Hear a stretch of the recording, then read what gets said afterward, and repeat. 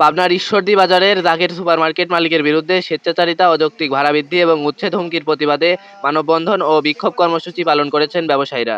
আজ মঙ্গলবার সকাল থেকে জাকের সুপারমার্কেটের মূল ফটকের সামনে ব্যবসায়ীরা দোকান বন্ধ রেখে কর্মবিরতি ও বিক্ষোভ কর্মসূচি পালন করেন।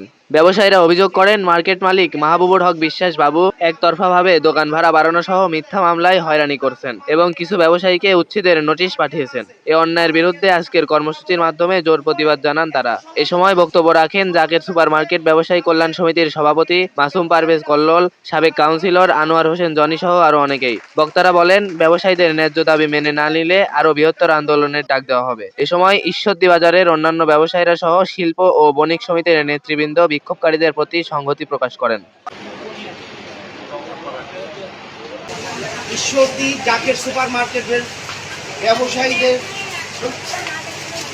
ডাকে আয়োজিত যে কর্মবিরতি, এই কর্মবিরতিতে আমি অনাকাঙ্ক্ষিতভাবে এখানে উপস্থিত হয়ে গেছি।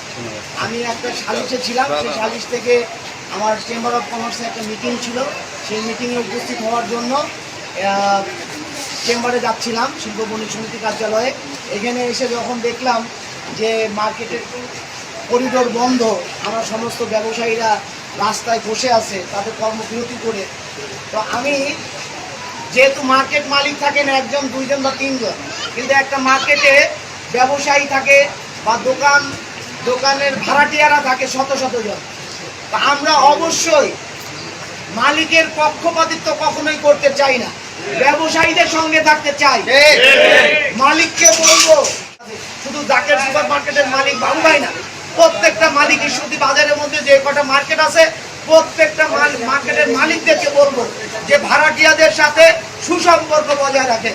ভাড়াটিয়া এবং মালিকের সম্পর্ক থাকবে প্রেমিক প্রেমিকার মতো, আপন রক্তের ভাইয়ের মতো।